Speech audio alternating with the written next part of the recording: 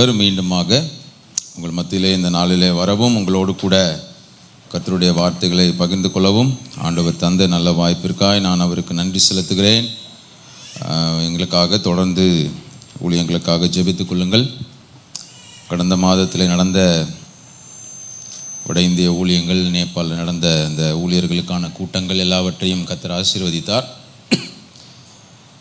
வருகிற மாதமும் 2ஆம் தேதியிலிருந்து 8ஆம் தேதி வரை பீகார் போக வேண்டும். அதற்கான கிருபைகளையும் அந்த ஊழியர்களுக்கு ஏற்ற வார்த்தைகளையும் தரும்படியாக நீங்கள் தொடர்ந்து எங்களுக்காக ஞாபகம் வரும்போது ஜெபித்து கொள்ளுங்கள். எத்தனை பேர் ஜெபம் பண்ணுவீங்க? எப்பா அதை இவ்வளோ உற்சாகமாக சொல்லுவீங்க? என் மனசெல்லாம் நிறைஞ்சிருச்சே உங்கள் ஜெபத்தினால. சரி, உங்கள் ஞாபகம் வந்துச்சுன்னா ஜெபித்து கொள்ளுங்கள். ஏனென்றால் உங்கள் ஜெபங்கள் ரொம்ப அவசியம். ஏன்னா இப்படிப்பட்ட காரியங்கள் எல்லாம் செய்யும்போது நான் நிறைய பேர்கிட்ட ஒரு சிலர் எனக்கு ரொம்ப நெருக்கமாக எனக்காக ஜெபிக்கிறவர்கள் உண்டு. ஏன்னா அவங்களெலாம் நான் பார்த்ததே கிடையாது. ஆனாலும் இந்த யூடியூப்பில் பார்த்துட்டு ஒரு சிலர் அப்படி சொல்கிறது உண்டு. ஒருத்தவங்களாம் ஒரு தடவைலாம் ஒரு அம்மா ஃபோன் பண்ணி, நான் உங்களுக்காக தினமும் ஜெபம் பண்ணுறோம் பிரதர் அப்படின்னாங்க. யாருன்னே தெரியாது எனக்கு. இப்படிப்பட்ட பலருடைய ஜெபங்கள் இன்னும் ஆண்டவருக்காக உற்சாகமாக வேலைகளை செய்வதற்கு தாங்குகிறது. அதனால் உங்களுக்கும் ஞாபகம் வரும்போது எங்களுக்காக ஜெபித்து கொள்ளுங்கள். கர்த்தர் நல்லவர். இந்த நாளிலும் கர்த்தருடைய வார்த்தைகளுக்கு நேராக நம்முடைய கவனங்களை திருப்பலாம். காலை முதல் ஆராதனையிலே வந்த பிள்ளைகளோடு ஆண்டவர் இடைப்பட்டிருப்பார் என்று நான் விசுவாசிக்கிறேன். ஹல்லேலூயா. ஒரு தோட்டக்காரர் இருந்தான். யார் இருந்தது? ஆமாம், ஒரு தோட்டக்காரன். அவன் என்ன பண்ணியிருப்பான்? தோட்டக்காரன் என்ன பண்ணுவான்? தோட்டம் வச்சு நிறைய செடிகள்லாம் வச்சு அவனுக்கு வளர்க்குறது தான் வேலை. அவன் என்ன பண்ணியிருந்தான்? அவனுக்கு அது ஒரு பெரிய ஹாபி. ரொம்ப அவனுக்கு பிடித்திருந்தது அந்த வேலை.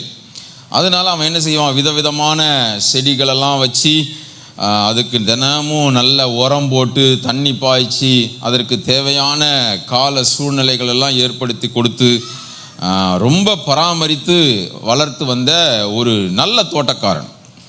அப்படி இருந்த அந்த தோட்டம் வளர்க்குறவங்கலாம் நீங்கள் பார்த்தீங்கன்னா அவங்களால வீட்டை விட்டு வெளியே போக முடியாது. ஏன்னா வீட்டில் எங்கள் வீட்டம்மா நிறையா செடி வச்சுக்கிறாங்க. ஆனாலும் எங்கேயாவது 4 நாள் வெளியில் போகணுன்னா ஐயோ இந்த செடிக்கெலாம் யார் தண்ணி ஊற்றுவான்றது தான் அவங்களுக்கு பெரிய பிரச்சனை.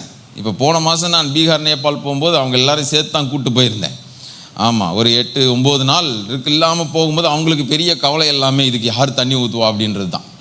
ஆனால் அந்த தோட்டக்காரனுக்கும் அதே பெரிய கவலை தான். எப்படா இந்த செடிங்களெல்லாம் தண்ணி ஊற்றி பராமரிக்கிறது அப்படிங்கிறதுனாலே அவன் வெளியவே போக மாட்டான். அதனால் வீட்டிலையே இருந்து அந்த மரம், செடி, கொடிகள் அவர் வச்சிருக்கிறது எல்லாத்துக்கும் நல்ல தண்ணி ஊற்றி பராமரித்து ஒரு செடியவும் வாடி போக அவர் விட்டதே கிடையாது. அப்படி இருக்கிற சூழ்நிலையில் அவர் ஒரு குரங்கையும் சேர்த்து வளர்த்தார். என்ன வளர்த்தார்? ஆமாம், சத்தமாக தான் சொல்லுங்கள். எதை வளர்த்தார்? கூடவே வீட்டில் செடி வளர்த்தது மாதிரியே ஒரு குரங்கையும் நல்லா வளர்த்தார். அந்த குரங்குக்கும் நல்ல தண்ணி ஊற்றுறதுக்கு ட்ரைனிங் பண்ணி கொடுத்துருந்தார். செடிக்கு இவர் தண்ணி ஊற்றும் போது அதுவும் என்ன பண்ணும்? அது ஒரு டியூப் எடுத்து அதுவும் அழகாக தண்ணி ஊற்றும். அதுவும் அந்த ஒரு இந்த இது வச்சுருப்பாங்க பார்த்தீங்களா, அதை வச்சு அழகாக என்ன பண்ணும்? சின்ன செடிக்கெல்லாம் தண்ணி ஊற்றும்.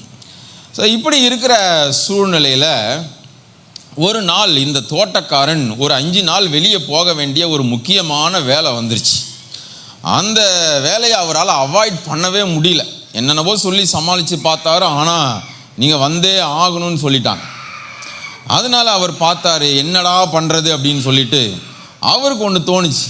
நம்ம தான் ஒரு குரங்கை வளர்த்து வச்சுருக்கிறோமே, அதுக்கு என்ன பண்ணியிருக்கிறோமே, நல்ல தண்ணி ஊற்றுறதுக்கு ட்ரைனிங் கொடுத்து வச்சுருக்கிறோமே, அதனால் எப்படியாவது இந்த குரங்குக்கிட்ட இந்த பொறுப்பை கொடுத்துட்டு நம்ம போயிட்டு வந்துடுவோம் அப்படின்னு சொல்லி அந்த குரங்கை கூப்பிட்டார். நம்ம ஊரில் குரங்குக்கு ராமான்னு தானே பேர் வைப்பாங்க.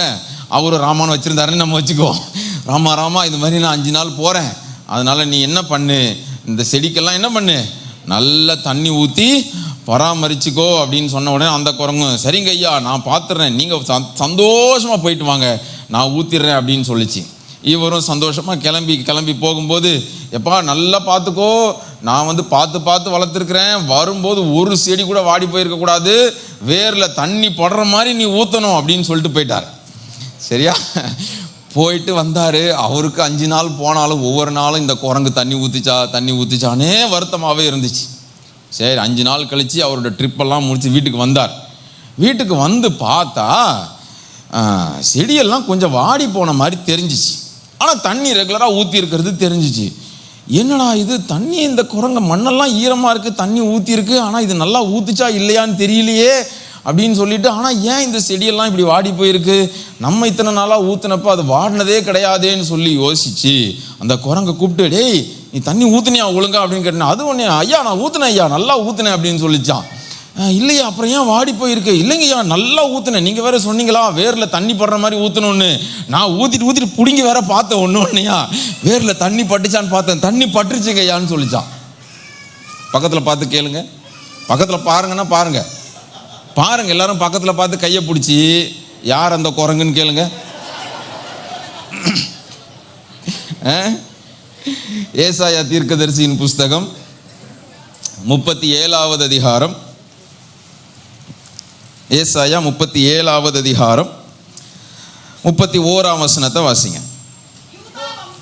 யூதா வம்சத்தாரில் தப்பி மீந்திருக்கிறவர்கள் மறுபடியும் கீழே வேர் பற்றி மேலே கனி கொடுப்பார்கள். யூதா வம்சத்தாரில் தப்பி மீந்திருக்கிறவர்கள் மறுபடியும் கீழே வேர் பற்றி மேலே கனி கொடுப்பார்கள். 2 ராஜாக்களின் புஸ்தகம் 19வது அதிகாரம் 30வது வசனத்தை வாசிக்கலாம். 2 ராஜாக்கள் 19வது அதிகாரம் 30வது வசனம். யூதா வம்சத்தாரில் தப்பி மீந்திருக்கிறவர்கள் மறுபடியும் கீழே வேர் பற்றி மேலே கனி கொடுப்பார்கள். ஹல்லேலூயா. இந்த ஏசாயா தீர்க்க தரிசன புஸ்தகத்தில் வாசித்த அந்த வேத பகுதியிலும் 2 ராஜாக்களில் நாம் வாசித்த அந்த வேத பகுதியும் ரெண்டும் ஒரே சம்பவத்தில் சொல்லப்பட்ட வேத பகுதிகள். அந்த 2 ராஜாக்களின் புஸ்தகம் 18, 19, 20 அதிகாரத்தையும் இந்த ஏசாயா தீர்க்கதரிசியின் புஸ்தகம் 37, 38, 39 இந்த அதிகாரத்தை நீங்க வாசிச்சீங்கன்னா அந்த எசேக்கியா ராஜாவின் நாட்களிலே நடந்த ஒரே சம்பவத்தை குறித்து சொல்லப்பட்டிருக்கிற வார்த்தைகள். அந்த சம்பவத்திலே அசீரியா அந்த கூட்டத்தினுடைய சனகரிப், ரப்சாக் இருவரும் எசேக்கியா ராஜாவின் நாட்களிலே இஸ்ரவேல் ஜனங்களுக்கு விரோதமாக, தேவ பிள்ளைகளுக்கு விரோதமாக படையெடுத்து வந்து முற்றுகை போட்டு அவர்களுக்கு விரோதமாக பலவிதமான கடிதங்களை எழுதி எசேக்கியா ராஜாவை மிரட்டி கொண்டிருந்த அந்த காலகட்டத்திலே எசேக்கியா ராஜா அந்த அசீரிய கூட்டத்தினிடத்திலிருந்து வந்த கடிதத்தை கொண்டு போய் தேவ ஆலயத்திலே வைத்து விழுந்து கிடக்கிறான். ஆண்டவரே, உம்முடைய ஜனக்கூட்டத்தை வேறற்று போக பண்ணுவதற்காக இந்த சத்துருக்கள் கூட்டம் கூடி வந்திருக்கிறார்களே, இவர்களுக்கு நாங்கள் எப்படி தப்பித்துக் கொள்ள போகிறோம் என்று சொல்லி அவன் தேவ சமூகத்திலே விழுந்து கிடக்கும் போது ஏசாயா தீர்க்கதரிசிக்கு ஆண்டவர் ஒரு வார்த்தையை தருகிறார். அந்த வார்த்தைகள் தான் இந்த 37ஆம் அதிகாரத்திலே வசனத்திலே சொல்லப்பட்டிருக்கிறது. அப்படி ஆண்டவர் தந்த வார்த்தையை இந்த ஏசாயா தீர்க்கதரிசி சொல்லிக்கொண்டே வரும்போது ஒரு வார்த்தையை சொல்லுகிறான். எந்த சத்துருவின் கூட்டமும் தேவனால் தெரிந்தெடுக்கப்பட்ட தேவ ஜனத்தை வேறற்று போக பண்ண முடியாது. அப்படியே அவன் சில பாதிப்புகளை கொண்டு வந்தாலும் யூதா ஜனத்தாரில் தப்பி மீந்திருக்கிறவர்கள் மறுபடியும் கீழே வேர் பற்றி மேலே கனி கொடுப்பார்கள் என்று ஆண்டவர் வாக்கு பண்ணுகிறார். ஹல்லேலூயா. எந்த சத்துருவின் கூட்டம் ஜனங்களை வேறற்று போக பண்ணுவேன் என்று சொன்னாலும் ஆண்டவர் தருகிற வார்த்தை, அவர்கள் மீண்டும் கீழே வேர் பற்றுவார்கள், மேலே கனி கொடுப்பார்கள். ஹல்லேலூயா. ஆனா பல குரங்கு அப்பப்போ பிடுங்கி விட்டுரும் வேற. வேர் பற்ற முடியாதபடி நமக்கு விரோதமாக நம்ம கூட இருந்தே நம்மை குழப்பி பல நேரத்திலே சில மங்கீஸ், குரங்குன்னு சொன்னா ரொம்ப திட்டுற மாதிரி இருக்குல்ல, சில மங்கீஸ் என்ன பண்ணுமா, புடுங்கி வேர் பற்ற விடாம பன்னீரும் என்பதையும் வேதம் பல நிலைகளிலே காண்பிக்கிறது. மேல கனி கொடுக்கணும்னா என்ன செய்யணும்? ஆமா, நீங்களாம் தூங்கிட்டீங்களோ? மேல கனி கொடுக்கணும்னா மேலே ஏறி வரணுமா? மேலே கனி கொடுக்கணும்னா ஆமா, கீழே வேர் பற்றம். கீழே வேர் பற்றினால்தான் மேலே கனி கொடுக்க முடியும். அப்படி இல்லைன்னா, இங்க ஒரு பெரிய மரம் இருக்குதுன்னு வச்சுப்போம், உதாரணத்துக்கு நல்ல செழித்து ஓங்கி வளர்ந்து இருக்குதுன்னு வச்சுப்போம். திடீர்னு இப்போதான் நமக்கு நினைச்ச நேரம் மழை வருது, நினைச்ச நேரம் காத்தடிக்குது, எப்போ வருதுன்னே சீசனே மாறி போச்சு. திடீர்னு ஒரு நாள் வேகமாக காத்தடிக்கும் போது நல்லா வளர்ந்துருந்த மரம் டபார்னு சாஞ்சி கிடக்குது.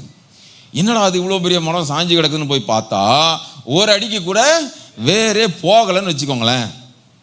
இவ்வளோ நாள் அது என்னதான் பண்ணியிருந்திருக்கு, நல்லா ஸ்ட்ராங்காக இருக்கிற மாதிரி சீன் தான் போட்டிருந்துருக்குது.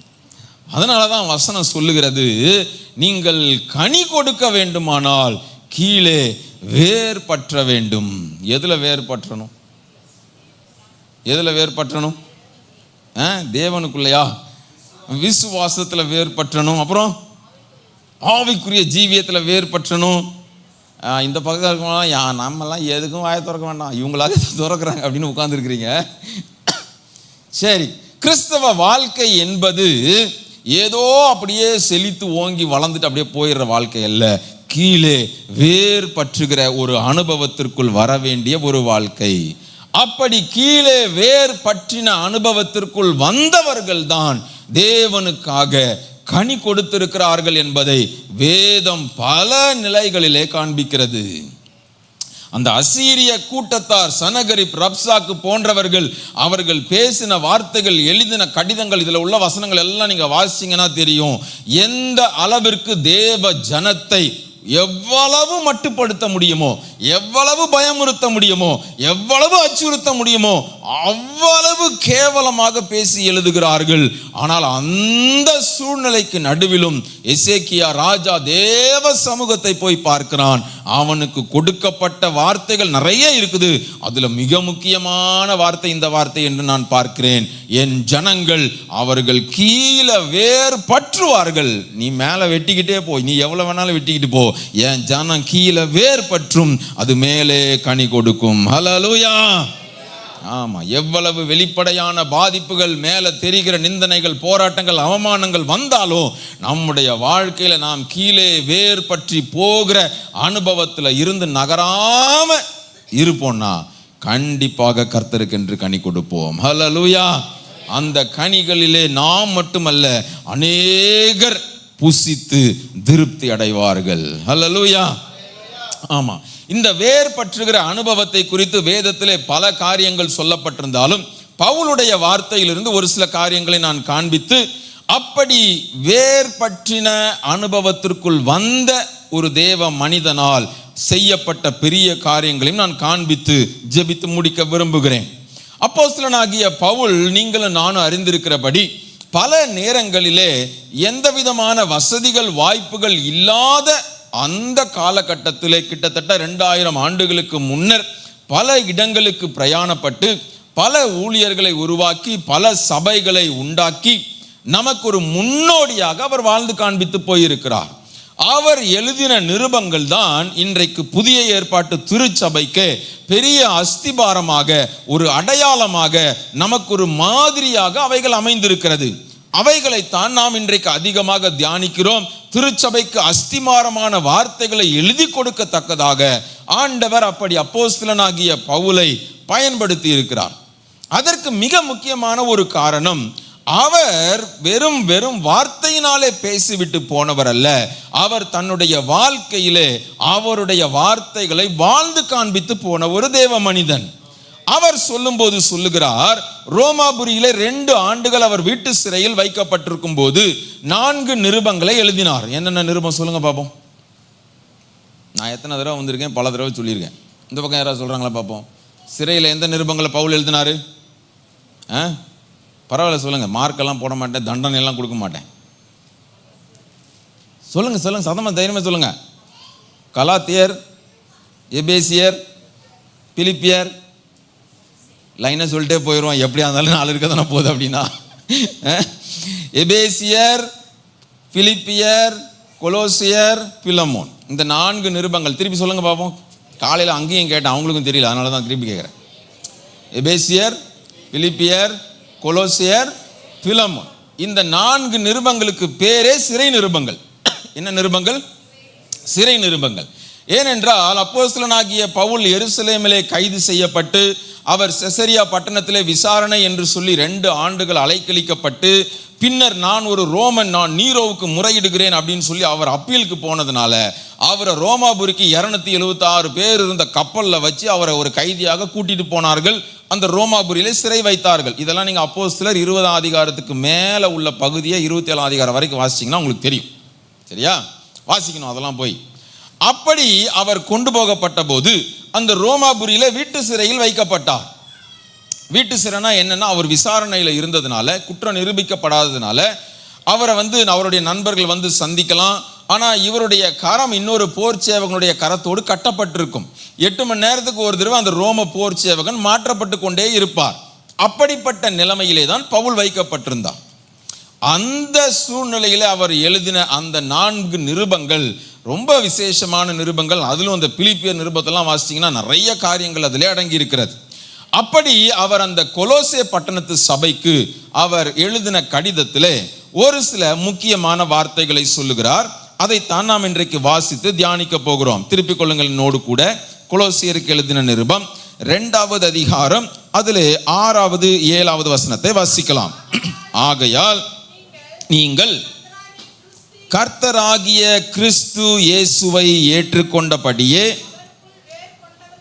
அவருக்குள் வேறு கொண்டவர்களாகவும் அவர் மேல் கட்டப்பட்டவர்களாகவும் அவருக்குள் நடந்து கொண்டு நீங்கள் போதிக்கப்பட்டபடியே விசுவாசத்தில் உறுதிப்பட்டு ஸ்தோத்திரத்தோடு அதில் பெருகுவீர்களாக. ஹல்லேலூயா. அங்கே பவுல் எழுதும்போது அந்த திருச்சபைக்கு எழுதுகிறார், நீங்கள் கர்த்தராகிய கிறிஸ்து இயேசுவை ஏற்றுக்கொண்டபடியே யாருக்குள்ள வேர் கொள்ளணுமா? அவருக்குள், கிறிஸ்துவுக்குள் வேர் கொண்டவர்களாக நீங்கள் மாற வேண்டும் என்று எழுதுகிறார். சரி, இந்த வசனத்தை அப்படியே வச்சுக்கோங்க. இப்போ அதுக்கு முன்னாடி உள்ள 2 வசனத்தை வாசிங்க பார்ப்போம். 4, 5 வாசிங்க. ஒருவனும் நய வசனிப்பினாலே உங்களை வஞ்சியாதபடிக்கு இவைகளை எழுதுகிறேன். நான் தூரமா இருந்தாலும் ஆவியின்படி உங்களோடே கூட இருந்து உங்கள் ஒழுங்கையும் கிறிஸ்துவின் மேலுள்ள உங்கள் விசுவாசத்தின் உறுதியையும் பார்த்து சந்தோஷப்படுகிறேன். அப்ப பவுல் 4வது வசனத்திலிருந்து அதை தொடர்ச்சியாக எழுத ஆரம்பிக்கிறார். அவர் சொல்லும்போது சொல்லுகிறார், ஒருவனும் நயவசனிப்பினால் உங்களை வஞ்சியாதபடிக்கு. எதுக்கு? ஒருத்தனும் என்ன செஞ்சிடக்கூடாதான்? சபைய நயவசனிப்பினால வஞ்சியாதபடிக்கு. இன்றைக்கு வேதத்திற்கு புறம்பான பல நயவசனிப்பான போதகங்கள், நயவசனிப்பான நடைமுறைகள், ஆராதனை என்கிற பெயரிலே செய்யப்படுகிற வேதத்திற்கு புறம்பான காரியங்கள் எல்லாம் தோன்றி இருக்கிற இந்த காலத்தை போலவே அந்த முதல் நூற்றாண்டிலேயும் சபைக்குள்ள நயவசனிப்பான போதகங்கள் யார் மூலமாகவோ வந்திருக்கிறது. அதை சிறைச்சாலைக்குள் இருந்த பவுல் கேள்விப்படுகிறார். அதனாலதான் அவர் எழுதுறாராம், எப்பா உங்களை யாரும் நயவசனிப்பினால வஞ்சித்திரக்கூடாதுன்றதுக்காக தான் இதை எழுதுறேன் அப்படின்னு சொல்லிட்டு 5வது வசனத்துல சொல்லும்போது, சரீரத்தின்படி நான் தூரமா இருக்கிறேன். நீங்க கொலோசே பட்டணத்தில் இருக்கிறீங்க, நான் ரோமாபுரியில இருக்கிறேன். உங்களுக்கும் எனக்கும் தூரம் அதிகம். ஆனா ஆவிக்கேற்றபடி எப்படி இருக்கிறேன்? நான் உங்க கூட ஒன்னா இணைந்து இருக்கிறேன். அப்படி இருக்கும்போது இந்த எப்பாப்ரா மூலமா நிறைய காரியங்களை உங்கள்கிட்ட கேள்விப்படுறேன். அதுல ரொம்ப முக்கியமான விஷயம் என்னவா? உங்கள் ஒழுங்கையும் கிறிஸ்துவின் மேலுள்ள உங்கள் விசுவாசத்தின் உறுதியையும் பார்த்து சந்தோஷப்படுகிறேன். அல்லேலூயா சொன்ன அந்த குரக்காவை கர்த்தர் ஆசீர்வதிப்பாராக. ஆமா, அடுத்து கேட்க போறேன் கேள்வி. பவுல் சரீரத்தின்படி தூரமாக இருந்தார் கொலோசே பட்டணத்திற்கு. தூரமா இருந்தாலும் அந்த சபைக்கு ஒரு கடிதத்தை எழுதும் போது சந்தோஷப்படுகிறேன்னு சொல்லி 2 காரியத்தை எழுதுறார். ஒரு காரியம், உங்க ஒழுங்கை பார்த்து நான் சந்தோஷப்படுகிறேன். 2வது, உங்க விசுவாசத்தின் உறுதியை பார்த்து சந்தோஷப்படுகிறேன். இப்ப ஆண்டவரும் நம்முடைய சரீரத்தின்படி நம்ம தூரமா தான் இருக்கிறோம். ஆண்டவர் நம்மோடு இருக்கிறார். ஆனாலும் இயேசுவோட சரீரத்தில் நீங்க ஒன்னா இருக்கிறீங்களா? அவர் தூரமா தான் இருக்கிறார். இப்ப இயேசு நமக்கு ஒரு கடிதத்தை எழுதுவார்னா இந்த 2 வார்த்தையை போட்டு எழுதுவாரா? பரிசுத்த பர்வத திருச்சபைக்குள் வந்திருக்கிறவர்களே, உங்கள் ஒழுங்கையும் உங்கள் விசுவாசத்தின் உறுதியையும் பார்த்து நான் சந்தோஷப்படுகிறேன் என்று எழுதுவாரா? ஒழுங்குனா என்ன சொல்லுங்க? ஒழுங்குனா என்ன? சரியான ஒழுங்கா இருக்கிறது. சரியான நேரத்தில். ஆமா, அப்ப சொல்லுங்க, எத்தனை பேர் ஒழுங்கா இருக்கிறீங்கன்னு கை தூக்குங்க பார்ப்போம். ஒரு அக்கா கை தூக்கிட்டாங்க. இந்த பக்கம் ஒழுங்குனா என்ன? நீங்க தான் சொன்னீங்க. இங்க இருக்கிறவங்க, நீங்க சொல்லலையோ, இங்க இருக்கிறவங்க தான் சொன்னாங்க. சரியான நேரத்துக்கு வந்துடுறது ஒரு ஒழுங்காம். நான் சொல்லப்பா, நீங்கள் தான் சொன்னீங்க, உன் வாயின் வார்த்தைகளாலே நீ சிக்குண்டாய். ஆமாம், நம்மள்ட்ட எங்கே ஒழுங்கு இருக்குது இல்லை? ஒழுங்கீனமான ஜனங்கள்னா கிறிஸ்தவர்கள் தான். என்ன சத்தத்தை காணோம், ரொம்ப பொய் சொல்லிட்டனோ?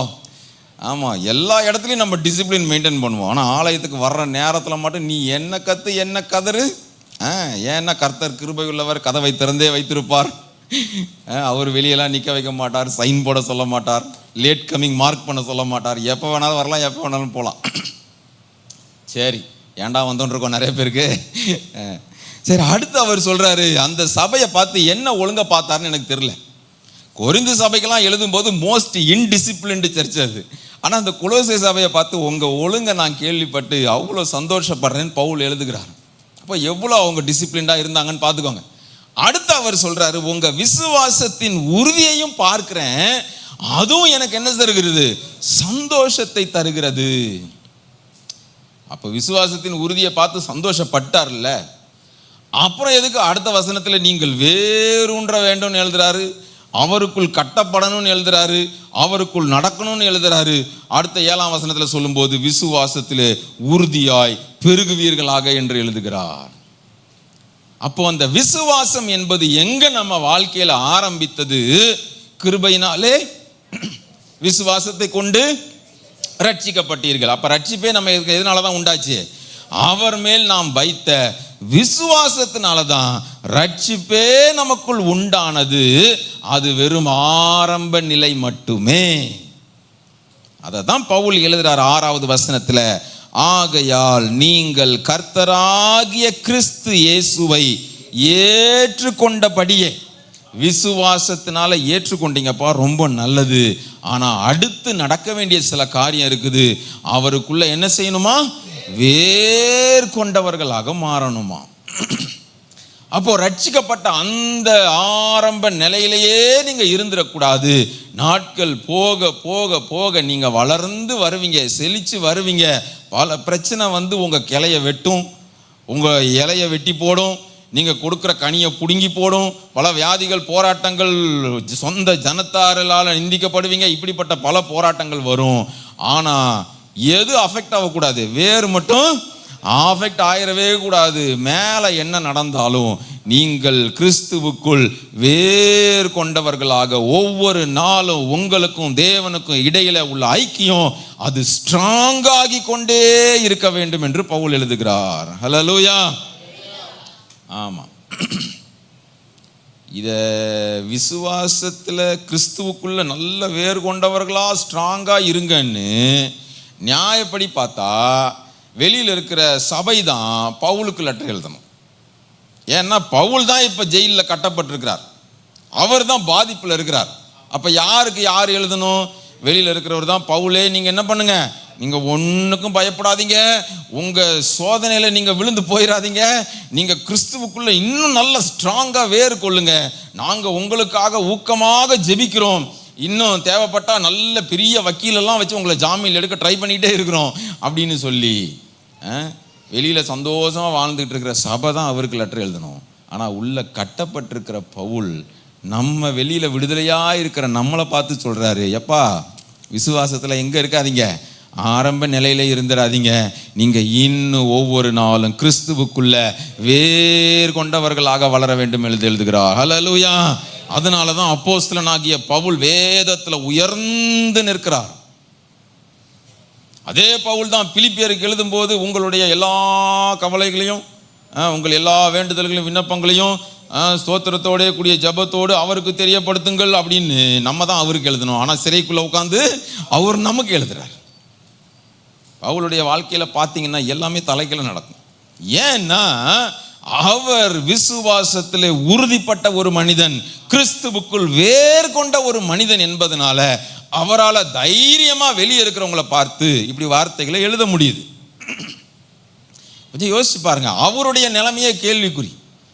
அவருக்கே அடுத்து என்ன நடக்க போகுதுன்னு தெரியாது.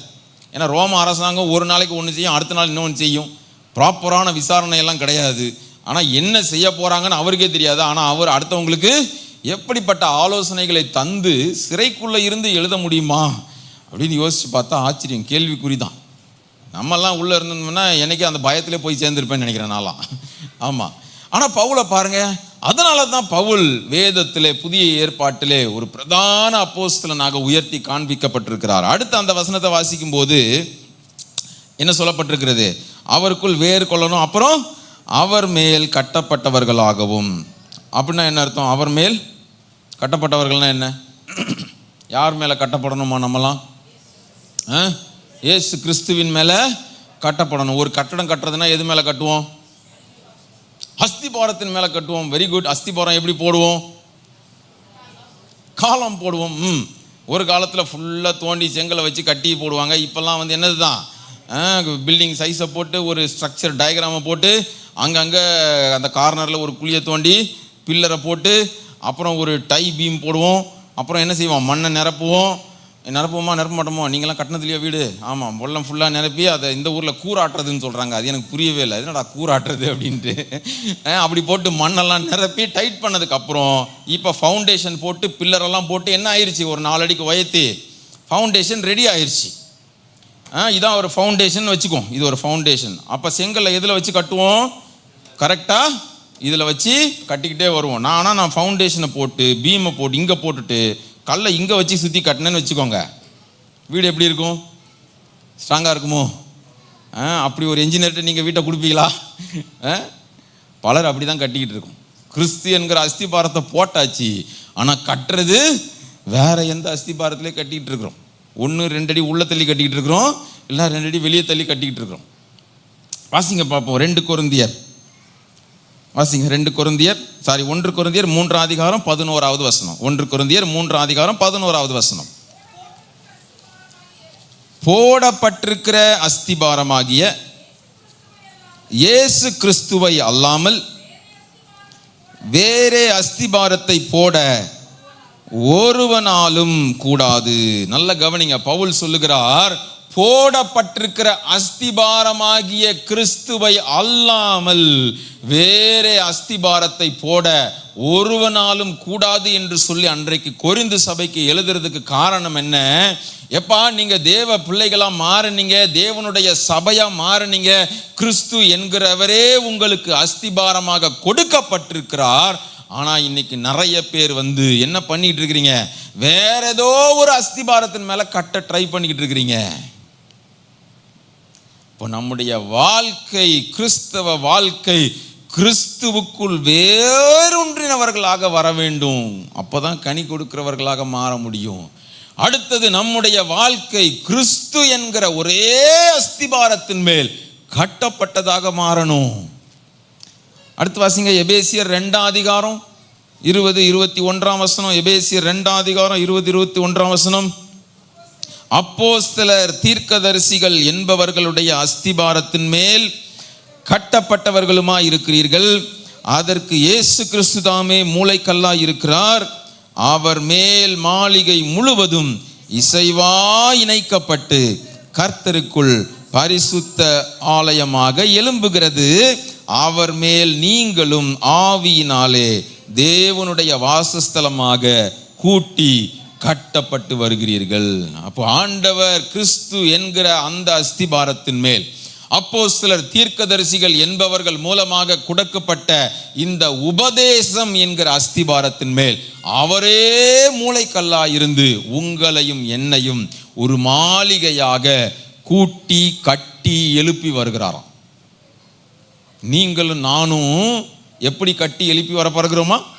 ஒரு மாளிகையாக, ஒரு அழகான மாளிகையாக, இசைவனைப்பான நகரம்லாம் வாசிக்கிறோம்ல, அப்படி நேர்த்தியா ஆண்டவர் கட்டி எழுப்பணும்னு விரும்புகிறார். அதற்கு தேவை அவருக்குள்ள வேரூன்றணும். அவர் கிறிஸ்து என்கிற அஸ்திபாரத்தின் மேல் நேர்த்தியாக கட்டப்படுவதற்கு ஒப்பு கொடுக்கணும். ஆனா பல நேரத்தில் அஸ்திபாரம் தப்பி போயிருது. ஒன்று இந்த பக்கம் கட்டிக்கிட்டு இருக்கிறோம், இல்லை அஸ்திபாரத்துக்கு வெளியே கட்டிக்கிட்டு இருக்கிறோம். அதைத்தான் ஆமோஸ்லாம் வாசிக்கிறோம். அவரை தூக்கு நூலை வச்சுக்கிட்டு நிற்கிறாராம். தூக்கு நூல்லாம் என்னது? தூக்கு நூல்லாம் என்னது? தூக்கு நூல் எத்தனை பேருக்கு தெரியும்? இங்கிலீஷில் என்ன சொல்லுவாங்கன்னு தெரியல அதுக்கு. Plum line. Very good. தூக்கு நூல் என்ன பண்ணுவார்? கொத்தனார் கட்டும்போது அஸ்திபாரத்தில் வச்சு செவுத்தை கட்டும்போதே 2 கல் வச்ச உடனே பார்த்துக்கிட்டே வருவார், ஸ்ட்ரைட்டாக இருக்கா, ஸ்ட்ரைட்டாக வருதான்ட்டு. கோணலாக போகுதுன்னு தெரிஞ்சால் என்ன பண்ணுவார்? குளிர் எடுத்து திருப்பி டொக்கு டொக்குன்னு 4 தட்டு தட்டுவார். ஆண்டவரும் நம்ம கோணலாக போகும்போது சில நேரத்தில் தட்டுவார். தட்டும்போது வலிக்கு தான் செய்யும். நான் வர்றேன்னு திருப்பி நேராக வந்தால் மாளிகை நேராக எழும்பும், இல்லைன்னா கோணிச்சிக்கிட்டு தான் நிற்பீங்க. முடிவு பண்ணிக்கோங்க. அடுத்து அந்த கொலோசியரில் பவுல் சொல்லும்போது சொல்லுகிறார், அஸ்திபாரத்தின் மேல் கட்டப்பட்டவர்களாகவும் அவருக்குள் நடந்து கொண்டு. அவருக்குள்ள வேறு ஒன்றிட்டோம், கிறிஸ்து என்கிற அஸ்திபாரத்தின் மேல் கட்டப்பட்டுட்டோம். அப்படி நடந்தாலும் அவரை விட்டுட்டு வேற எங்கேயோ நடந்துடுறதுக்கு வாய்ப்பு இருக்குது. அதனால என்ன சொல்றார் பவுல், நீங்க அவருக்கு உள் நடந்து கொண்டு அப்படின்னு சொல்றார். இதுல இருந்து நான் பல காரியங்களை காண்பிக்க முடியும். ஆனால் ஆண்டவர் எனக்கு காண்பித்த ஒரு முக்கியமான காரியம், எந்த தேவ பிள்ளை அவருக்குள் வேறொன்று இருக்கிறதோ, வேறு எந்த அஸ்திபாரத்திலும் கட்டப்படாமல் தன்னுடைய நம்பிக்கையை வைக்காமல் கிறிஸ்து என்கிற அந்த ஒரே அஸ்திபாரத்தின் மேல் தேவன் என்கிற அந்த பராக்கிரமசாலியான அவரையே அஸ்திபாரமாக கொண்டு தன்னை கட்ட ஒப்பு கொடுக்கிறதோ, அந்த தேவ பிள்ளையே கீழே வேர் பற்றும் மேலே கனி கொடுக்கும். ஹல்லேலூயா. பல காரியங்களில் விளக்க முடியும். நான் ஒரு தேவ மனிதனை உங்களுக்கு காண்பிக்கிறேன். மோசே என்கிற தேவ மனிதனை குறித்து நம்ம எல்லாரும் அறிந்திருக்கிறோம். ஆபிரகாமுக்கு ஆண்டவர் வாக்கு பண்ணி இருந்தபடி இஸ்ரவேல் ஜனங்கள் 400 ஆண்டுகளுக்கு மேலாக எகிப்திலே அடிமைகளாக இருந்தார்கள். இருந்தாங்க. அப்படி இருந்த சூழ்நிலையிலே காலம் நிறைவேறின போது அம்ராம் யோகபேத் என்ற தம்பதிகளுக்கு ஒரு குமாரன் பிறக்கிறான். கடினமான சூழ்நிலையிலே அந்த குடும்பம் அந்த ஆண் பிள்ளையை 3 மாதம் அளவும் ஒளித்து வைக்கிறார்கள். அது ரொம்ப சாதாரண விஷயம் கிடையாது, ரொம்ப கஷ்டமான விஷயம். 3 மாதம் ஒரு சின்ன பிள்ளையை நீங்கள் ஒளிச்சு வைக்க முடியுமா? அது செய்கிற ஒரே வேலை தூங்கும், எந்திரிச்சு வான்னு கத்தும். அன்றைக்கு இருந்த நடைமுறையின்படி எகிப்தில் ஒரு பெண் கர்ப்பவதி, அதுவும் எபிரேய பெண், இஸ்ரவேல் கூட்டத்தில் ஒரு பெண் கர்ப்பவதி ஆயிட்டாலே அந்த ரிப்போர்ட் எங்கே போயிடும்? அரண்மனைக்கு போயிடும். அதை கண்காணித்துட்டே இருப்பாங்க. ஆனால் இவங்க எப்படி அந்த 9 மாதமும் ஒளிந்திருந்தாங்கன்னே தெரியல. அதுவும் அந்த மூணு அந்த பிள்ளை பிறந்த உடனே வெளியே சத்தம் கேட்காம எப்படி வச்சிருந்தாங்கன்னு தெரியல. அதுவும் வீட்டில் இன்னும் ஒரு சின்ன பிள்ளை இருக்குது, மீரியாம்னு ஒரு பிள்ளை. எனக்கு தம்பி பிறந்திருக்கிறான் ஊரெல்லாம் போய் தம்பட்டம் அடிக்காம அந்த பிள்ளை எப்படி இருந்துச்சுன்னு தெரியல. நம்மள்கிட்ட இல்லாத ஒரு பெரிய மகத்தான குணம் மிரியாம்கிட்ட இருக்குது, தெரியுமா? என்ன குணம்? அது சின்ன குழந்தையா இருந்தாலும் அதுக்கு எப்போ வாயை மூடணும்னு தெரியும், எப்போ பேசணும்னு தெரியும். நல்லா யோசிச்சு பாருங்களேன். அந்த 3 மாதம் அந்த பிள்ளை வீட்டில் இருக்கும்போது அது வெளியில போய் யாருக்கிட்டையும் தம்பட்டம் அடிக்கல, எனக்கு தம்பி பிறந்திருக்குன்னு. ஆனால் அதே தம்பியை கொண்டு நைல் நதியில் வைக்கும்போது பார்வோனின் மகள் வரும்போது அவங்கிட்ட போய் என்ன வாய் பேசுது அந்த பிள்ளை. ஆண்டவர் அப்படிப்பட்ட கிருபைகளை நம்ம எல்லாருக்கும் தருவாராக. ஆமாம், சகோதரிகள் மட்டும் சொன்னால் நல்லா தான் இருக்கும், ஆனால் கோபம் வந்துடுமே. அதனால நாங்கள் எங்களையும் சேர்த்து சொல்லிக்கிறோம். எப்போ வாயை திறக்கணுமோ அப்போ திறக்கணும், எப்போ மூடணுமோ அப்போ மூடணும். அப்படிப்பட்ட அந்த நல்ல சகோதரி மூலமாக எபிரேய குடும்பத்திலே பிறந்த மோசே பார்வோன் அரண்மனைக்கு கொண்டு செல்லப்படுகிறான். அந்த பார்வோன் அரண்மனையில் அவன் அந்த சரித்திரத்தின்படி பார்த்தீங்கன்னா முதல் 40 ஆண்டுகள் அவர் எங்கே தான் வளர்றாரு? பார்வோன் அரண்மனையில், பார்வோன் குடும்பத்தில் எகிப்தின் சகல சாஸ்திரங்களிலும் கற்று தேர்ந்தவனாக வளர்கிறான். வாசிங்க பார்ப்போம். ஸ்தேவான் என்ன சொல்றான்? அப்போஸ்தலர் 7ஆம் அதிகாரம் 22ஆம் வசனம் நினைக்கிறேன். அப்போஸ்தலர் 7:22 வாசிங்க. ஸ்தேவான் அவனுடைய மரண தருவாயிலிருந்து அவர் பெரிய பிரசங்கம் பண்றாருல, அப்ப என்ன சொல்றாரு பாருங்க. எகிப்தினுடைய சகல சாஸ்திரங்களிலும் கற்பிக்கப்பட்டு வாக்கிலும் செய்கையிலும் வல்லவனானான் என்று சொல்லப்பட்டிருக்கிறது வேதத்தில். இப்போ எகிப்தினுடைய சகல சாஸ்திரங்களும் அன்றைய இது கருத்தின்படி உயர்ந்த நாகரிகமாக, மோஸ்ட் டெவலப்டு சிவிலைசேஷனாக காணப்பட்டது எகிப்சியன் சிவிலைசேஷன். அந்த எகிப்துல ஒரு ஜனக்கூட்டம் அடிமையா இருக்குது. அந்த அடிமை கூட்டத்துல பிறந்த ஒருத்தன் அந்த அரண்மனையிலே வளர்ந்து அவர்களுடைய சகல சாஸ்திரங்களிலும் செய்கையிலும் வாக்கிலும் வல்லவனானான். அந்த நிலைமைக்கு 40 வருஷம் அவர் கடந்துட்டார். நல்ல எல்லாத்துலயும் அவர் அடித்துக் கொள்றதுக்கு ஆளே இல்லை. இன்னொரு தேவ மனிதன் அந்த காரியங்களை குறித்து எழுதும் போது, அடுத்த பார்வோனாக வருவதற்கு எல்லா தகுதிகளும் அவருக்கு கொடுக்கப்பட்டிருந்ததாம். எப்படி? எகிப்தின் ராஜாவாகவே மாறுவதற்கு எல்லா தகுதிகளும் அவருக்கு கொடுக்கப்பட்டிருந்தது. அந்த நிலைமையில தான் அவர் தன்னுடைய சொந்த ஜனங்களை பார்க்க வர்றார். அப்ப என்ன நடக்குது பாருங்க. யாத்திராகமம் 2ஆம் அதிகாரம் 11ஆவது வசனத்துக்கு வாங்க. யாத்திராகமம் 2ஆம் அதிகாரம் 11ஆம் வசனம். அவன் தன் சகோதரரிடத்தில் போய் அவர்கள் சுமை சுமக்கிறதை பார்த்து, தன் சகோதரராகிய எபிரேயரில் ஒருவன் ஒரு எகிப்தியன் அடிக்கிறதை கண்டு அங்கும் இங்கும் பார்த்து என்ன பண்றான்? எகிப்தியனை போட்டு தள்ளிட்டார். ஏன்னா இவர் சகல சாஸ்திரத்திலும் கற்று தேர்ந்த வல்லவர். அடுத்து சில நாள் கழிச்சு போறாரு, 2 எபிரேயர் சண்டை போட்டுட்டு இருக்கிறாங்க. அங்க போய் இவர் பஞ்சாயத்து பண்ண நிற்கும் போது தான் அவன் என்ன சொல்றான்? இன்னொருத்தனை போட்டு தள்ளினியே, அதே மாதிரி என்னையும் போட்டு தள்ள வந்திருக்கிறியான்னு உடனே இவருக்கு அப்பதான் கை கால்லாம் நடுங்க ஆரம்பிச்சிருச்சு. பார்வோன் அரண்மனைக்கு விஷயம் தெரிஞ்சிருச்சு. இவ்வளவு நாள் நம்ம அரண்மனை வளர்ந்தவன் எகிப்தியன் கிடையாது, அவன் ஒரு எபிரேயன் அப்படிங்கிற காரியம் தெரிஞ்சிருக்கணும். உடனே ஓடுறார். இப்ப எதுக்காக இதை நான் சொல்றேன்? ஆண்டவர் அவனை இஸ்ரவேல் ஜனங்களை மீட்பதற்காகத்தானே தெரிந்து கொண்டார். சொல்லுங்க, இல்லையா? வேற எதுக்காக தெரிந்து கொண்டாரா? அவனை மீட்பதற்காக தானே தெரிந்து கொண்டார். அவன் வாக்கிலும் செய்கையிலும் வல்லவனா வந்திருந்த அந்த இடத்திலேயே அவனை யூஸ் பண்ணியிருக்கலாமே. ஏன் யூஸ் பண்ணல ஆண்டவர்? நான் இப்படி நிறைய நேரத்தில் எனக்கு நானே கேள்வி கேட்டு பார்க்கறது, எனக்கு சில பதில்கள் கிடைக்கும். அதை தான் நான் உங்கள்கிட்ட சொல்லிட்டு இருக்கிறேன். சரியா?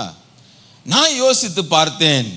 அந்த காலகட்டத்திலே அவனுடைய அஸ்திபாரம் தேவன் கிடையாது.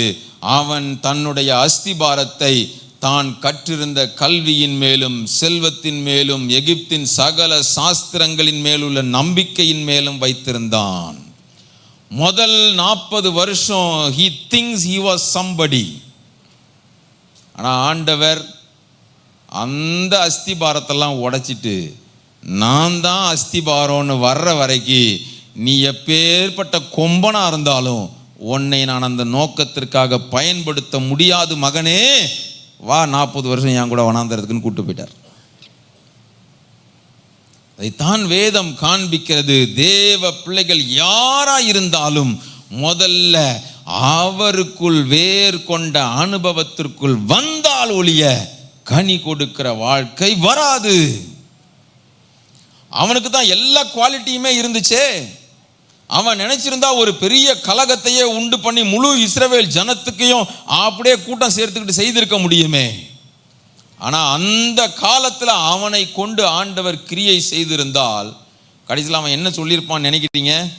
என்னுடைய ஞானத்தினால, என்னுடைய திறமையினால, நான் கற்றிருந்த கல்வியினால செய்து முடித்தேன் என்றல்லவா சொல்லி இருப்பான். அதனாலதான் கிறிஸ்து என்பதே நமக்கு அஸ்திபாரமாக வேண்டும். அவருக்குள் வேர் கொள்ளுகிற அனுபவமே நம்முடைய எல்லா காரியங்களுக்கும் அடித்தளமாக வேண்டும். அது இல்லாத வரை ஆண்டவருக்காக அவர் எதிர்பார்க்கிற வண்ணம் கனி கொடுப்பது என்பது சாத்தியமே இல்லை. நம்முடைய திறமையினால, நம்முடைய ஞானத்தினால, நமக்கு இருக்கிற சில தாளந்துகளினால ஒரு சில காரியத்தை செய்ய முடியும். அதைத்தான் அங்க மோசே செய்தார். மிஞ்சி போனா ஒரு எகிப்தியனை போட்டு தள்ளினார். யாருக்கு என்ன பயன்? சரி, அவருடைய வேர் எதை பற்றி இருந்தது? யார் மீது அவருடைய அஸ்திபாரம் இருந்தது? முதல்ல பார்த்தீங்கன்னா அங்க வசனம் சொல்லுது, அந்த சூழ்நிலையில நீங்க பார்க்கும்போது அவனுடைய வேர், அந்த அஸ்திபாரம் எது மேல தெரியுமா இருந்துச்சு? அவர் படித்த சகல சாஸ்திரங்கள் மேல. ரெண்டாவது, நம்முடைய ஜனங்கள் இருக்கிறாங்கப்பா, நம்ம மக்கள் என்ன செஞ்சிருவாங்க, நம்ம கூட நின்றுவாங்கன்ற ஒரு நம்பிக்கை. ஆனால் கடைசியில் அதே எபிரேயன் தான் எதிர்த்து கேள்வி கேட்குறான். எப்பா நீ யார், நீ முதல்ல நீ யாராக இருந்தால் எனக்கு என்ன, நீ அவனை போட்டு தள்ள மாதிரி வந்துடுவியா? ஆமாம், இவங்க நம்ம ஆளுங்க அப்படின்னு யோசிக்கிறீங்களா? அப்படி சிலரை வச்சுருப்போம், இவங்க நம்ம ஆள், இவர் நம்ம ஆள், இது நம்ம ஆளுங்க அப்படின்னு வேற சொல்லுவோம். நம்ம ஆளுங்க தான் நமக்கு வேட்டே வைக்கும். ஆமாம், என்ன நீங்கள் நிறைய பேருக்கு வேட்டு வச்சுருக்கீங்களோ, அமைதியாக உட்காந்துருக்கீங்க. அவன் நினைச்சதெல்லாம் நம்ம மக்கள், நம்ம இவங்களுக்காக தானே போய் நிற்கிறோன்னு நினைச்சார் அவர். ஆனால் ஆண்டவர் பார்க்குறாரு, எப்பா நீ என்ன பண்ணிட்டு இருக்கிற, நான் உன்னை கொண்டு என்ன செய்யணும்னு வச்சிருக்கிறேன். அதை தான் அந்த காரியங்களை பார்க்கும்போது இன்னைக்கு காலையில் அந்த இங்கிலீஷ் பைபிளில் வாசிக்கிட்டு இருந்தேன் அந்த போர்ஷனை. அதில் ஒரு தேவ மனிதனுடைய பேர் போட்டு அவர் மோசையை குறித்து சொன்ன அந்த 3 காரியங்கள் ரொம்ப நல்லா இருந்துச்சு. First 40 years he was thinking he was somebody. அதாவது முதல் 40 வருஷம் அவர் தன்னை ஒரு பெரிய ஆளாக நினச்சிக்கிட்டு இருந்தாராம். ஆண்டவர் பார்த்தாராம், 2வது 40 வருஷம் அவர் வனாந்தரத்தில் கொண்டு போய் வச்சு ஐ ஆம் நோபடின்னு மாற்றிட்டார். நான் ஒன்றுமே இல்லைன்ற நிலைமைக்கு என்ன பண்ணிட்டாரு, கொண்டு போய் மாற்றிட்டார். அந்த ஒன்றுமே இல்லைன்ற நிலைமை வந்த உடனே தான் ஆண்டவர் திரும்ப கூட்டிட்டு வராரு. அந்த 3வது நிலைமையை அந்த தேவ மனிதன் எப்படி திரும்ப எழுதுறாரு, God can use even who is nobody. ஒண்ணுமே இல்லாத ஒருத்தனை கூட தன்னுடைய பெரிய வேலைக்காக தேவன் பயன்படுத்த முடியும் என்பதற்கு மோசேயின் 3வது 40 ஆண்டுகள் பெரிய உதாரணம். ஏன் தெரியுமா, அந்த முதல் 40 வருஷத்துல இல்லாத மாற்றம் 3வது 40 வருஷத்துல நடக்குது. அதெல்லாம் நீங்கள் அந்த யாத்திராகமம் 2ஆம் அதிகாரத்தில் வாசிச்சிங்கன்னா ரொம்ப அழகாக இருக்குது. அதில் போட்டிருக்கோம், அவர் எங்கே போகிறாரு, மீதியான் தேசத்துக்கு போகிறாரு. மீதியான் தேசத்து ஆசாரியன் ஒருத்தன், அவங்க பிள்ளைங்கள்லாம் என்ன பண்ணுறாங்க, ஆட்டுக்கு தண்ணி வராங்க, இவர் ஹெல்ப் பண்ணுறாரு. அவங்க வீட்டுக்கு போகிறாரு, அவங்க மகளையே கல்யாணம் முடித்து வச்சிடுறாங்க. எத்தனை வருஷம் ஆடு மேய்ச்சார் மாமனார் வீட்டில்? எத்தனை வருஷம் ஆடு மேய்ச்சார்? 40 வருஷம். என்ன இவ்வளோ யோசிக்கிறீங்க? யாக்கோபு கூட கம்மியாக தான் மேய்ச்சிருக்கிறான். அவரோட பெருசா இவர் 40 வருஷம் ஆடு மெயின் மேய்க்க விட்டார் பாருங்க. இப்போ வாங்க 3ஆம் அதிகாரத்துக்கு வாங்க. இப்போ 3ஆம் அதிகாரம் ஃபுல்லா நீங்க வாசிச்சீங்கன்னா ஆண்டவர் அவனுடைய நிலைமையை எப்படி மாத்துறாரு பாருங்க. தலைகீழ மாத்துறாரு ஆண்டவர். அந்த நிலைமையை அவர் மாற்றும் போது ரொம்ப அழகா இருக்குது. 3வது அதிகாரம்லாம் உங்களுக்கு தெரியும். அந்த முட்செடியில அக்கினி பற்றி எரியுது, அவர் கிட்ட போய் பார்க்குறாரு, அந்த சம்பவங்கள் எல்லாம் நடக்குது. 11ஆம் வசனம் வாசிங்க.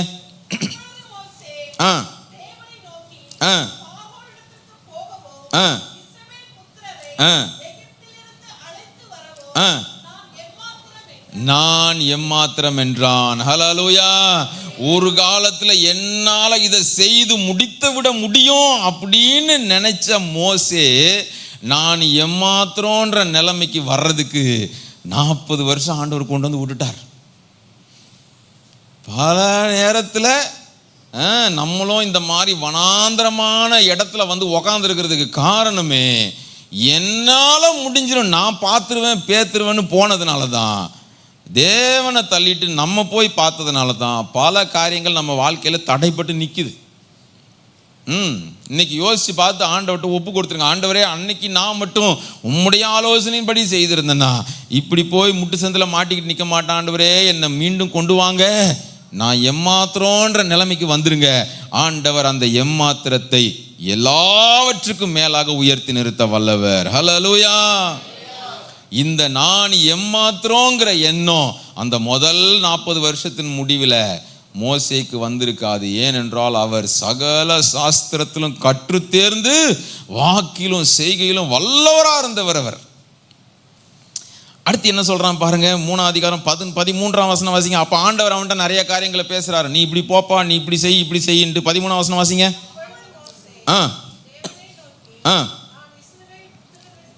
நான் இஸ்ரவேல் புத்திரரிடத்தில் போய் உங்கள் பிதாக்களுடைய தேவன் உங்களிடத்தில் அனுப்பினார் என்று அவர்களுக்கு சொல்லும்போது அவருடைய நாமம் என்ன என்று என்னிடத்தில் கேட்டால் நான் அவர்களுக்கு என்ன சொல்லுவேன்? வாக்கிலும் செய்கையிலும் வல்லவனான மோசே இன்னைக்கு சொல்றாரு. முதல்ல சொன்னாரு நான் எம்மாத்திரம்னாரு, இப்ப சொல்றாரு அவன் ஏதாவது ஒரு கேள்வி கேட்டா எனக்கு பதில் சொல்ல தெரியாத ஆண்டவரே. வாக்கிலும் செய்கையிலும் வல்லவராக நீங்கள் இருக்கலாம், ஆனால் நீங்கள் அதில் வேரூன்றி இருப்பீர்கள். ஆனால் அது உங்கள் அஸ்திபாரமாக இருக்குமானால் இருப்பீங்க, தேவனுக்காக கனி கொடுக்க முடியாது. என்றைக்கு உங்களுடைய வேரூன்றப்பட்ட இடமும் அஸ்திபாரமும் கிறிஸ்து என்கிறவரை நோக்கி திரும்புகிறதோ அன்றைக்கு காரியங்கள் மாறும். அல்லேலூயா. இப்போ மோசே பார்க்குறாரு, அவர் எனக்கு என்ன பதில் சொல்றதுன்னு தெரியலையே. ஒரு நாள் வாக்கிலும் செய்கையிலும் வல்லவராம். வசனம் அதான் அழகா போட்டிருக்கு. ஆனால் அந்த மோசே இன்னைக்கு சொல்றாரு, எனக்கு நான் எப்படி அவங்களுக்கு ரெஸ்பாண்ட் பண்றது, I don't know anything, I am நத்திங்ன்ற நிலைமைக்கு வந்துட்டார். அடுத்து வாசிங்க 4ஆம் அதிகாரம் 1ஆம் வசனம். அப்பொழுது மோசே, அவர்கள் என்னை நம்பார்கள், என் வாக்குக்கு செவி கொடார்கள், கர்த்தர் உனக்கு தரிசனமாகவில்லை என்று சொல்லுவார்கள் என்றான். எந்த ஜனங்கள் தன்னோடு நிற்பார்கள் என்று நம்பினானோ இன்றைக்கு சொல்லுகிறான், ஐயோ அந்த ஜனங்கள் என்ன நம்ப மாட்டாங்களே, அவங்க என்னைய ஏற்றுக்கொள்ள மாட்டாங்களே என்று சொல்லி, நான் ஒண்ணுமே இல்லை ஆண்டவரே, என் சொந்த ஜனங்களே என்ன செய்ய மாட்டாங்க, ஏற்றுக்கொள்ளுகிற குவாலிட்டிஸ் என்கிட்ட இல்லை என்று சொல்லுகிறான். எவ்வளோ ஆச்சரியமான மாற்றம் பார்த்தீங்களா? இப்படி நிறைய காரியங்களை என்னால் காமிக்க முடியும். அடுத்து 4ஆம் அதிகாரம் 10ஆம் வசனம் வாசிங்க.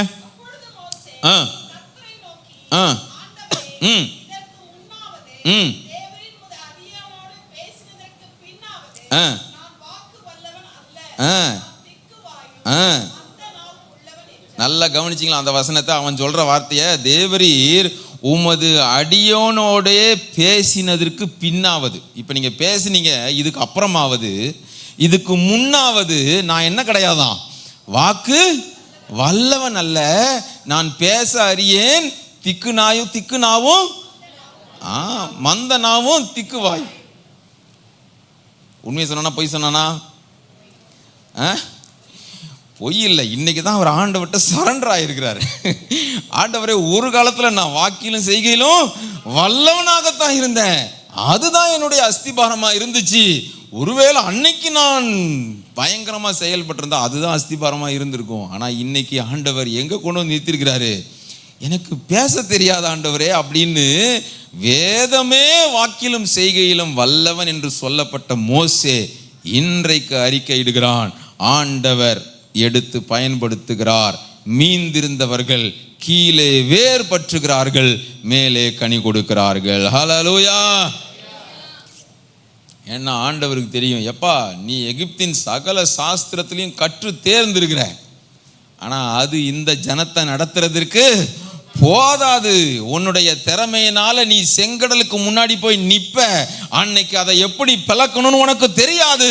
அதை பிளக்க வேண்டுமானால் நீ எனக்குள் வேரூன்றின என்னுடைய அஸ்திபாரத்தின் மேல் கட்டப்பட்ட ஒரு நிலைமைக்கு நீ வந்தால்தான் உனக்கு முன்பாக செங்கடல் பிறக்கும் என்பதற்காகவே ஆண்டவர் 40 ஆண்டுகள் வனாந்திரத்திலே வைத்து மோசேயை உருவாக்குகிறார்.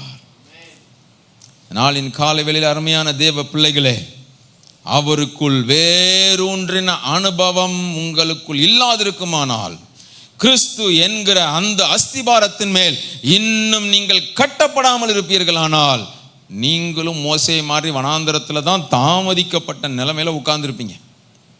இன்னைக்கு ஆண்டவர்கிட்ட ஒப்பு கொடுத்துருங்க, ஆண்டவரே நான் உமக்குள்ள வேறு கொள்ளணும், கிறிஸ்துவாகிய அஸ்திபாரமாகிய உம்மேல் நான் கட்டப்பட வேண்டும். அது மட்டும் நடந்துருச்சுன்னா போதும், மீதி ஆண்டவர் பார்த்துக்கிடுவார். அதுக்கப்புறமும் மோசே பேசுறதெல்லாம் நீங்க பார்த்தீங்கன்னா ரொம்ப ஆச்சரியமா இருக்கும். ஐயா எனக்கு பேச தெரியாது, எனக்கு துணைக்கு ஒரு ஆள் தரீங்களா? முதல்ல என்ன பண்ணார், எகிப்தினை போட்டு தள்ளும்போது இவர் தனியாகவே தான் செயல்படுவார். ஆனால் ஆண்டவர் இன்னைக்கு இவ்வளோ பேசினதுக்கு அப்புறமா அவருக்கு என்ன வருது, நம்ம துணைக்கு ஒரு ஆள் வச்சுக்கிட்டா நல்லா இருக்குமே அப்படின்னு வருது. ஆண்டவருக்கு அது கோபம் வந்துச்சு. அதே ஆரோன் தான் கடைசியில் கண்ணுக்குட்டி செஞ்சு வெடி வச்சான், அதெல்லாம் வேற விஷயம். இங்கே சிம்சோனுடைய வாழ்க்கையெல்லாம் யோசிச்சு பாருங்க, அவர் எப்போ போனாலும் தனியாகவே தான் போவார், அவர் யாரையும் கூட சேர்த்துக்கிற மாட்டார். ஐ எம் ஆல்வேஸ் அலோன் தான் போவார், கடைசியில் தனியாகவே சேர்த்து சனியாகவே மடிஞ்சார். ஆனால் இவனுக்கு அந்த நேரத்தில் நம்ம எது செஞ்சாலும் கூட யாராவது ஒரு ஆள் இருந்தால் நல்லா இருக்குமோ அப்படின்னு தோணுது. அதில் இன்னும் ஒரு சில காரியங்கள் நல்லா இருந்துச்சு. ஆண்டவர் இவ்வளோ தூரம் அவன்கிட்ட போராடுறாரு. 3ஆம் அதிகாரத்துலேருந்து பேசி பேசி பேசி பேசி போராடினதுக்கு அப்புறம் 18ஆம் வசனம் வாசிங்க. 4ஆம் அதிகாரம் 18ஆம் வசனம். மோசே தன் மாமனாகிய எத்ரோவினிடத்திற்கு போய், நான் எகிப்தில் இருக்கிற என் சகோதரிடத்துக்கு திரும்பி போய் அவர்கள் இன்னும் உயிரோடே இருக்கிறார்களா என்று பார்க்கும்படிக்கு புறப்பட்டு போக. என்ன பதில் சொல்றான் பாருங்க. ஆண்டவர் ஏற்கனவே சொல்லிட்டார், எப்பா எகிப்தின் உன் ஜனங்களை மீட்கிறதுக்கு தான் நீ அங்கே போகணுன்ட்டு. ஆனால் இவன் மாமனார்ட்ட என்ன சொல்கிறான், அவங்க உயிரோட இருக்கிறாங்களான்னு பார்க்க போகிறாராம் இவர். அப்போ கூட அவனுக்கு இன்னும் ஃபுல் இது வரல. அடுத்து சொல்கிறாரு பாருங்க, அப்பொழுது எத்திரோ மோசேயை நோக்கி சுகமாய் போய் வரும் என்றான். ஆமாம், இதை நான் எதுக்கு வாசிக்க சொன்னேன்னா, 40 வருஷம் மாமனார் வீட்டில் வேலை செஞ்சுருக்கான். 40 வருஷம் கழித்து சொந்த ஊருக்கு போகிறதுக்கு மாமனார்கிட்ட போய் ஆண்டவர் எங்கே கொண்டு வந்து நிறுத்திட்டார் பார்த்தீங்களா? ஆமாம், அப்படி நிலமெல்லாம் வேணுமா? பரவாயில்ல, மாமனார்ட்ட பெர்மிஷன் கேட்குறது தப்பு இல்லை. ஆனால் அதை பார்க்கும்போது ஆச்சரியமாக இருக்குது எனக்கு. ஆமாம், நம்மளாம் அப்படி செய்வோமான்னு தெரில. அவர் தான் நம்மள்ட்ட வந்து சொல்லிட்டு போனோம். ஒரு மருமகன் நான் உட்காந்துருக்கேன், அவர் பாட்டுக்கு வராரு, அவர் பாட்டுக்கு போகிறாரு. ஒரு மரியாதை இல்லை, ஒரு மூத்த மருமகன்ற எனக்கு ஒரு இது இல்லை. மோசேயை பாருங்கள், 40 வருஷம் மாமனார் வீட்டில் வேலை செஞ்சாலும் மாமனாரை போய் பார்த்து, ஐயா நான் போயிட்டு வரேன் அப்படின்னு சொல்லிட்டு போகிறான்.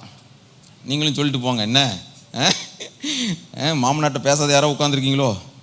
சரி, யாரோ ஒருத்தன் விசில் அடிக்கிறான் பாருங்க, அங்கே இருக்கிறாங்க அப்படிங்கிறான். சரி, கர்த்தர் நல்லவர். இப்போ எதுக்கு இதை சொல்ல வந்தேன்? ஆமாம், இப்போ மோசேயுடைய வாழ்க்கையை பார்க்கும்போது இந்த ஆரம்ப நிலையிலேயே அவனை ஏன் யூஸ் பண்ணல அப்படின்னு பார்க்கும்போது அவனுடைய அஸ்திபாரம் வேற இருந்துச்சு. ஆனால் ஆண்டவர் 40 வருஷம் கொண்டு வந்து அதை அற்புதமாக மாத்துறாரு. அதை பின் நாட்களில் எபிரேய நிருப ஆக்கியோன் எழுதும்போது இன்னும் அழகாக எழுதுறாரு பாருங்க. எபிரேயருக்கு எழுதின நிருபம் 11ஆம் அதிகாரம் வாங்க. எபிரேயருக்கு எழுதின நிருபம் 11ஆவது அதிகாரத்தில்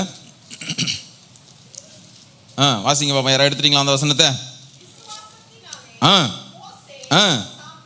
24வது வசனம். பருவன் ஆனபோது பார்வோனுடைய குமாரத்தின் மகன் எண்ணப்படுவதை வெறுத்து அனித்தியமான பாவ சந்தோஷங்களை அனுபவிப்பதை பார்க்கிலும் தேவனுடைய ஜனங்களோட துன்பத்தை அனுபவிப்பதையே தெரிந்து கொண்டு இனி வரும் பலன்மே. இதெல்லாம் நீங்கள் வீட்டில் போய் வாசிச்சுக்கோங்க.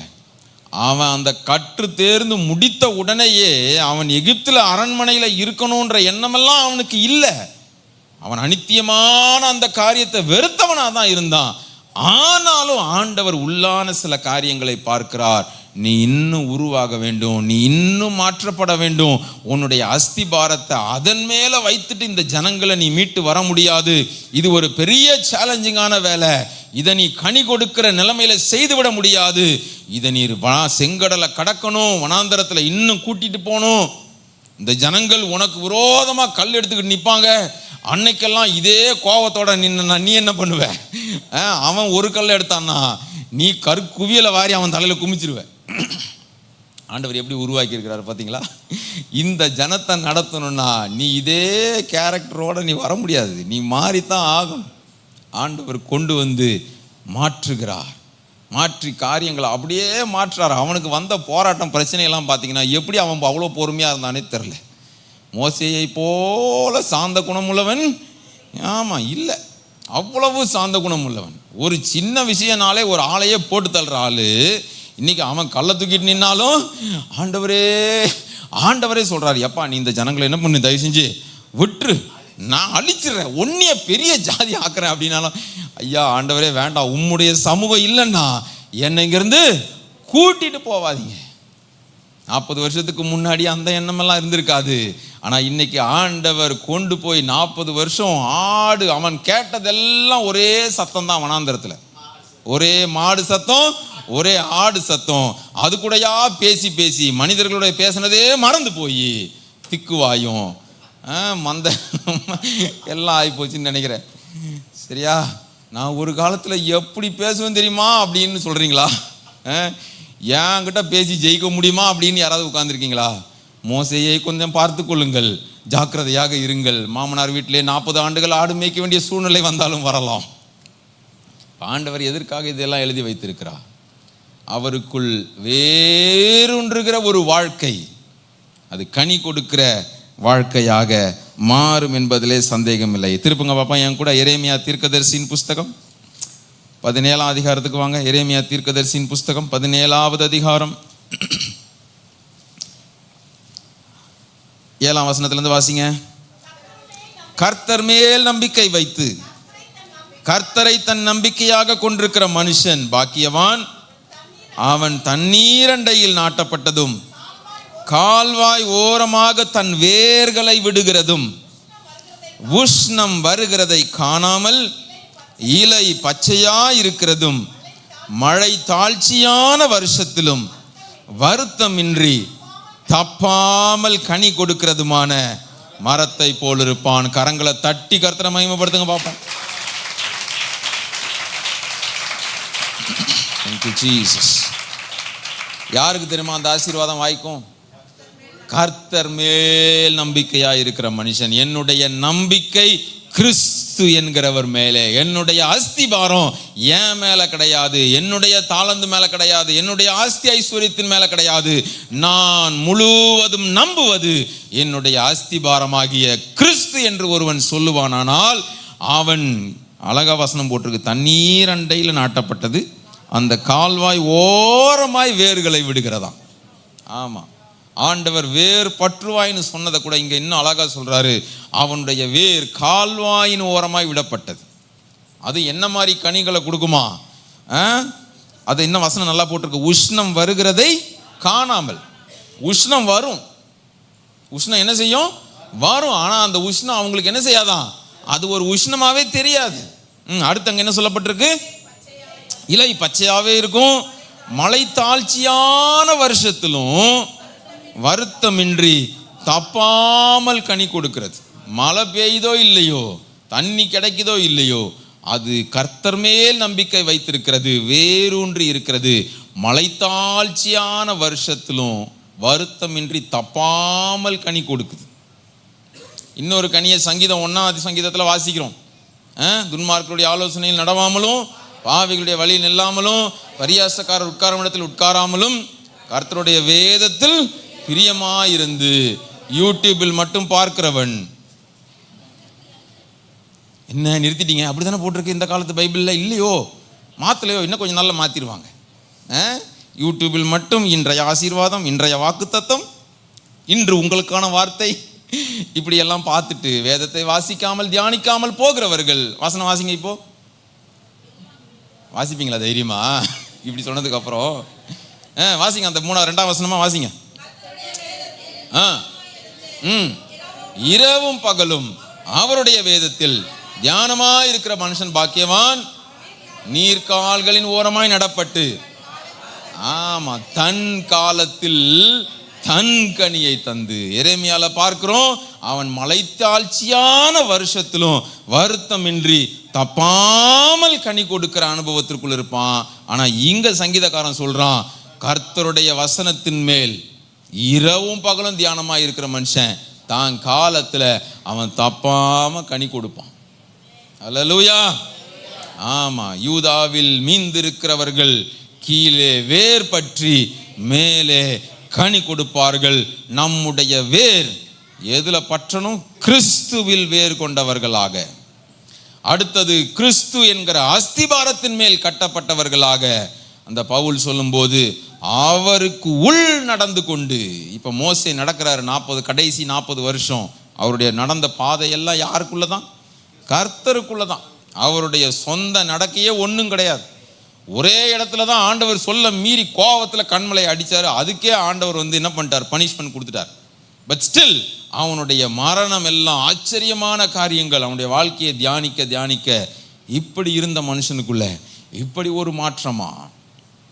ஏன்னா ஆண்டவருக்கு தெரியும், மோசேயை தெரிந்து கொண்டது சாதாரண ஒரு உலக வேலைக்காக அல்ல, ஒரு அடிமைப்பட்டிருந்த ஜனத்தை வெளியே கொண்டு வந்து அவங்கள ஒரு தனி தேசமாகவே மாற்றி இன்னைக்கு கூட யுத்தம் நடத்திட்டு இருக்காங்க.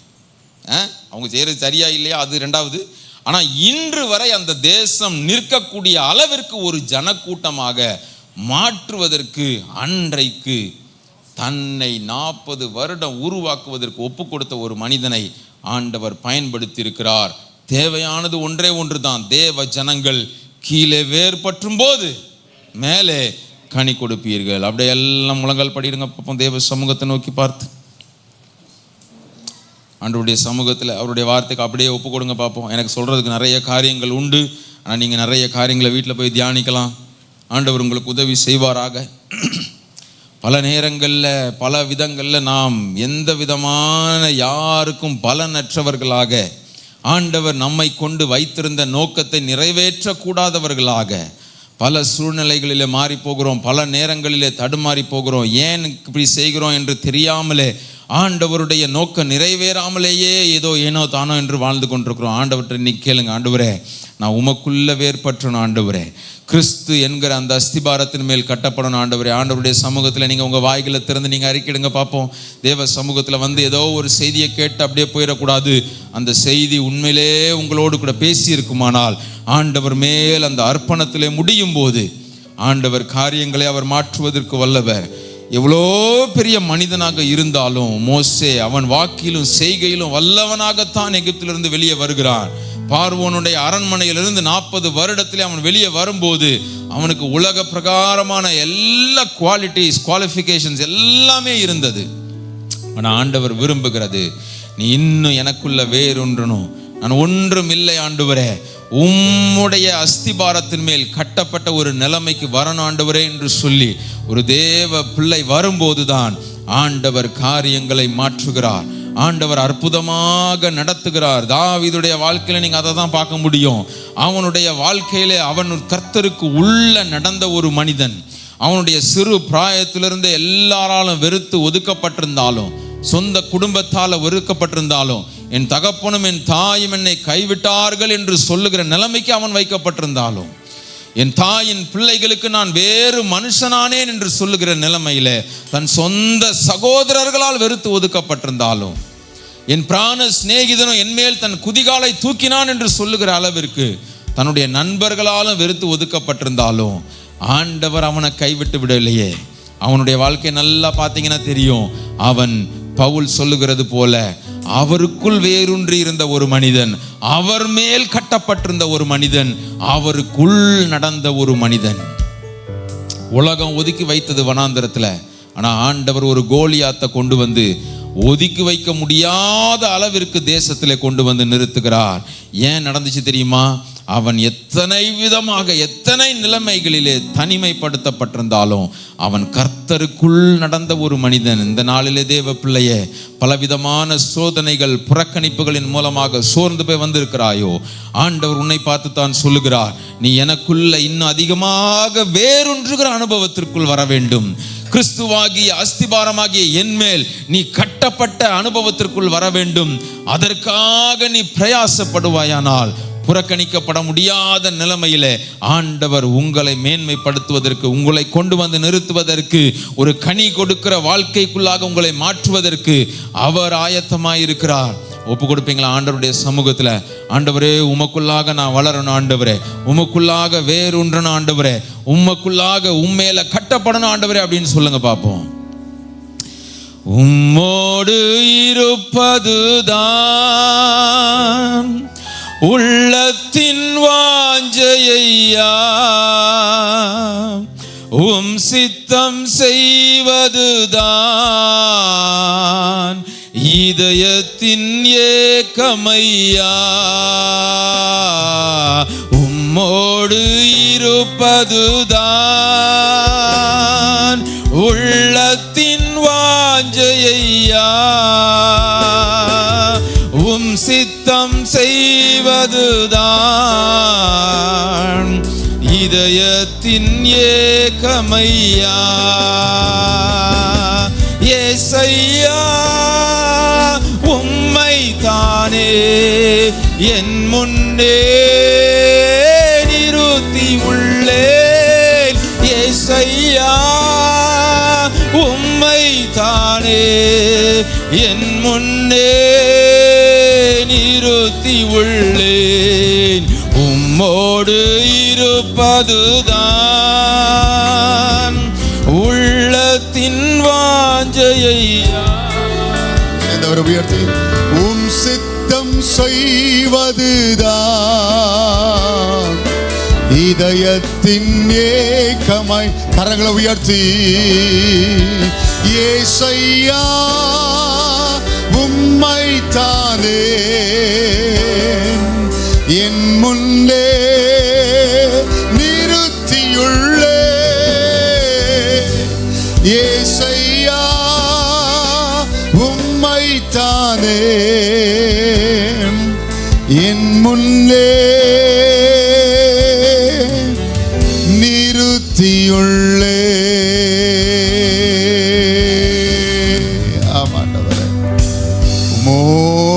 இருப்பதுதான் எங்கள் உள்ளத்தின் வாஞ்சை. உம் சித்தம் செய்வது எங்களுடைய இதயத்தின் ஏக்கமாக இருக்கட்டும் ஆண்டவரே. உம்முடைய சித்தம் மாத்திரமே நாங்கள் நிறைவேற்றத்தக்க கர்த்தர் நீர் எங்களை உருவாக்கி எங்களை வணைந்து எங்களை கர்த்தர் நீர் பயன்படுத்துவீராக. இந்த நாளின் செய்தி மிகவே எங்கள் ஒவ்வொருவருக்கும் பிரயோஜனமாக இருக்க கர்த்தர் கிருபை செய்து கொடுத்த தாசனை உம்முடைய கரத்திலே நாங்கள் தருகிறோம். குடும்பத்தை உம்முடைய கரத்திலே நாங்கள் தருகிறோம். நீர் எடுத்து பயன்படுத்துவீராக. இன்னும் அநேக ஜாதிகளுக்கு பிரயோஜனமாய் கர்த்தர் நீர் எடுத்து பயன்படுத்தி மேன்மைப்படுத்த முடியாது ஜெபிக்கிறோம். இம்மட்டுமாய் வழி நடத்தின தேவன் தொடர்ந்து இருக்கிற காரியங்களை கர்த்தர் தாமே நீர் பொறுப்படுத்த நீர் வழி நடத்துவீராக. இயேசு கிறிஸ்துவின் என்ப நாமத்தில் ஜெபம் கேளும் பிதாவே, ஆமென்.